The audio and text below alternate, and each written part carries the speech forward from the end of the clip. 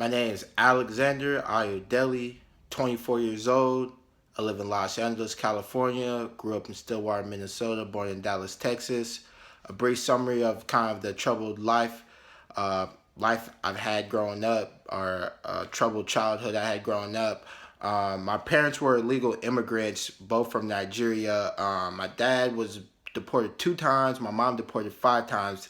The second time they deported my dad, they wouldn't let him back. So it was just, there was a period of time my mom was here. It was just her, and then me and my other siblings. And my mom spent a lot of that time just trying to run and hide from, the government, so to say. So she didn't get deported again because she obviously had kids here. So, I mean, eventually, social services stuff, they find out like the neglect of the child because we're not going to school, we're not sleeping in homes and stuff like that. They find that stuff out pretty quick. So, they call hold to my mom, and then that eventually led to me and my sisters, my other siblings, just pretty much just growing up in foster homes, like just living in other people's homes and stuff like that. So there was kind of a frustration there, not being with your parents and stuff, and it would be like, you know, like us African kids with like a white family or something like that. You just kind of get taken away from everything. For me, I channeled a lot of that frustration and just like anger into like fighting at school. I was always in like some anger program at school, or always getting kicked out of school, and getting kicked out, suspended from school just for fighting people.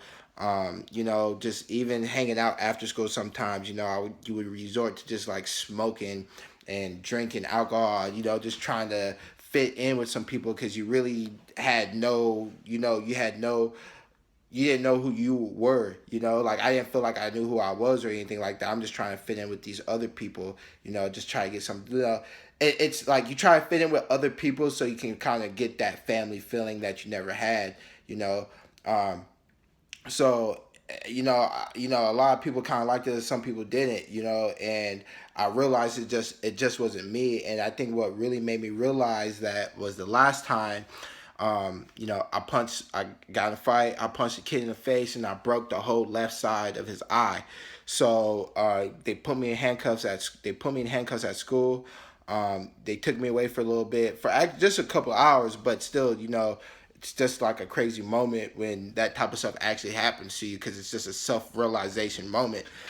So I got handcuffed, and they took me down. My friend's dad was actually able to come help me out. So he got me out that situation, but still had to, go to court, apologize to the defendant and everything. Just, tell him sorry. His family was there. It was just a real, like, I felt really, I felt ashamed of myself. It was probably like a huge embarrassing moment. Um, yeah, and then after that, I kind of just had to find a different way to just change. Like especially doing like 100+ hours of community service and just all types of stuff. I was on probation for a minute. I had to go talk to a probation officer and stuff like that. It was just a crazy moment for me. So after that, I just really been on the path of just trying to be a more disciplined and more focused person in life, and that's pretty much where I'm at now. So, yep.